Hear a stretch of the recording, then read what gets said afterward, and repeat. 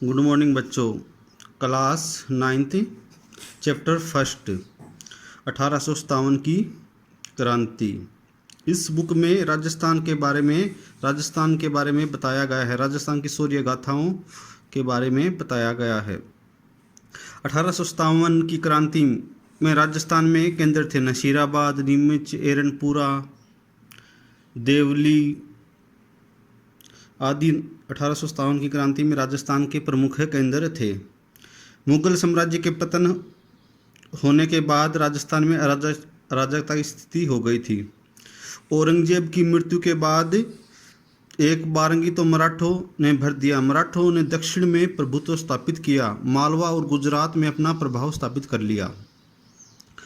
फिर 1711 में प्रथम बार मराठों ने मंदसौर, ये मध्य प्रदेश के में है, जो कि मेवाड़ी क्षेत्र में धन एकत्रित किया। इस घटना से चिंतित उदयपुर के महाराणा संग्राम सिंह ने पहले जयपुर के शासक जय सिंह के बाद मुगल शासक मोहम्मद शाह से मराठा समस्याओं के बारे में विचार विमर्श किया। 1724 में राजस्थान में मराठों के आक्रमण, जैसे 1724 ईस्वी के बाद मुगल साम्राज्य का पतन हो गया था। औरंगजेब अंतिम शासक था। इसके बाद मराठों ने लूट मार करना प्रारंभ कर दिया और मराठों का अधिकार होने लगा था। इसी बीच अप्रैल 1734 में बूंदी से पदयुक्त शासक बुद्ध सिंह ने, जो बूंदी का शासक था बुद्ध सिंह उसका नाम था, मराठा सहायता प्राप्त कर दलेल सिंह को गद्दी पर से हटा दिया। तो बुद्ध सिंह ने क्या किया, मराठों की सहायता ले ली और दलेल सिंह को वहाँ से गद्दी पर हटा दिया, बूंदी की गद्दी से।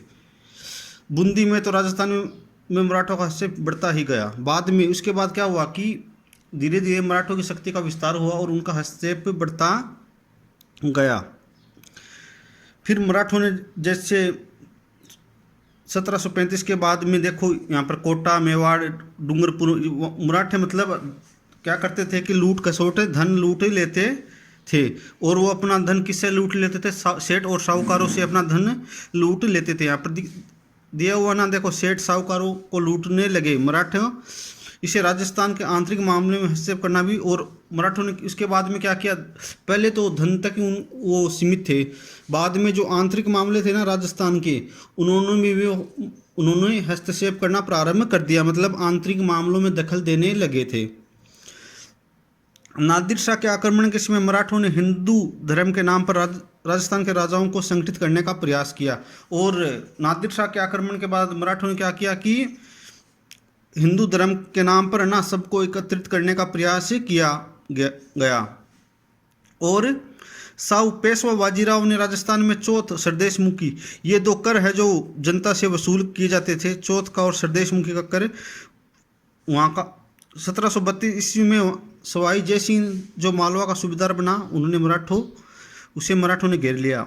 जय सिंह ने प्राज्य स्वीकार कर ली। 28 परगना मराठों को देने पे, और मतलब 28 रियासतें परगने थे, वो जय सिंह को मजबूरी में मराठों को देने पड़े थे।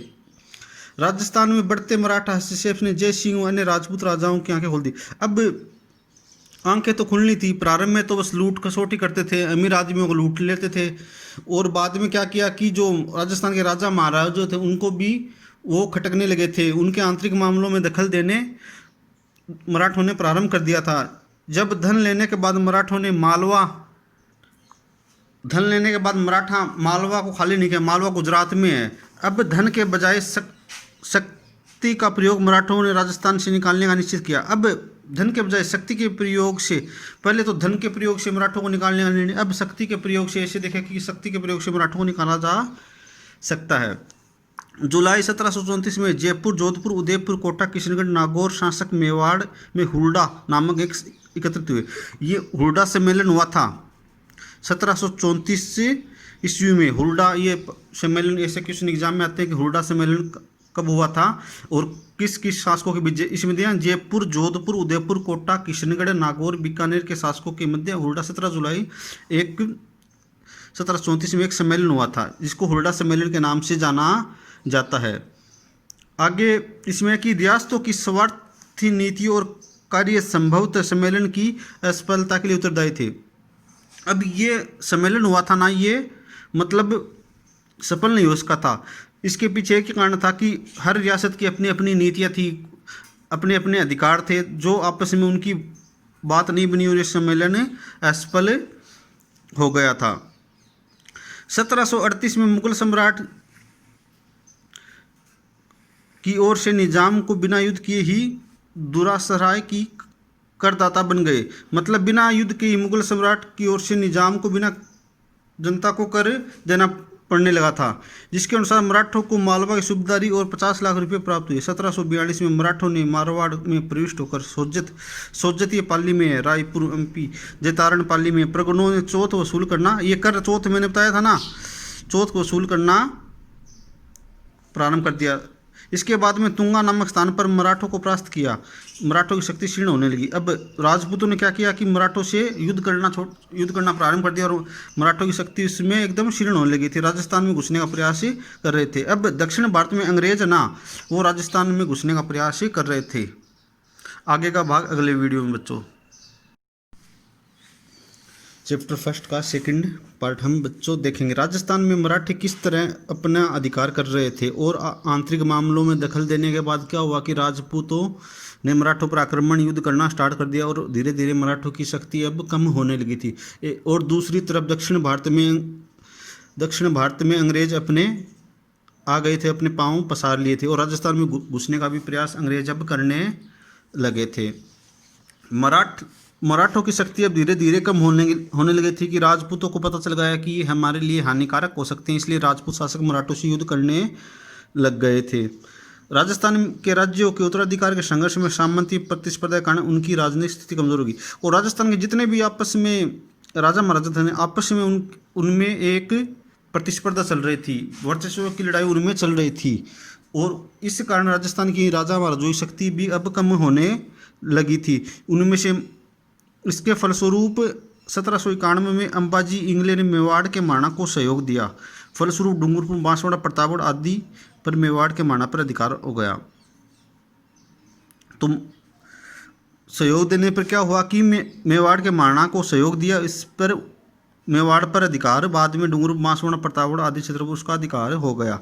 और 1802 में अमीर खां पिंडारी ने नाथद्वारा राजसमंद में, अमीर खां पिंडारी भी एक मराठों की तरह ही एक जाति थी, वो भी बहुत खतरनाक थी।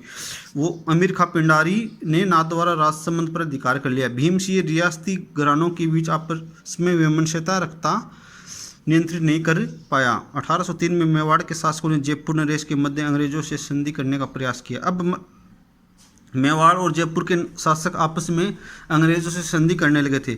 1793 से 1813 के मध्य जोधपुर की अव्यवस्था को मुख्य कारण सामंती प्रतिस्पर्धा, संकीर्णता, उत्तराधिकार का संघर्ष था। दोनों ही पक्षों में भाड़ेत सैनिकों की उच्च धनराशि देकर अपनी ओर मिलाने का प्रयास किया और आर्थिक संकट घिर गया। अब वर्चस्व की लड़ाई में क्या हुआ कि जोधपुर, जयपुर जितने शासक थे ना, सब अपने अपनी सैनिकों को धनराशि देते थे। मतलब ज़्यादा की ज़्यादा मेरी सेना बड़ी हो जाए तो आपस में ऐसे ही करने लगे थे। राजस्थान के शासकों ने मराठा के बढ़ते आतंक से मुक्ति पाने के लिए मराठों के शत्रु अंग्रेजों से मित्रता करने का प्रयास। अब राजस्थान के शासकों ने क्या किया कि ऐसे तो मराठे हमारा पीछा छोड़ेंगे नहीं, अंग्रेजों से मिलते हैं और बात करते हैं कि अंग्रेज मराठों को राजस्थान से निकाल देंगे। शायद ये उनकी बहुत बड़ी भूल ही थी। सर्वप्रथम जयपुर के महाराजा पृथ्वी सिंह ने 1776 में अपने एक प्रतिनिधि को गवर्नर जनरल के पास भेजा, अंग्रेजों से मैत्री की इच्छा प्रकट की। जोधपुर राज्य में भी ऐसा ही प्रयास किया। अब सबसे पहले तो जयपुर के शासक पृथ्वी सिंह ने, फिर जोधपुर के शासक ने मतलब अंग्रेजों से मैत्री संबंध करने का प्रयास किया। कारण बच्चों एक ही था कि मराठों को राजस्थान से निकालना।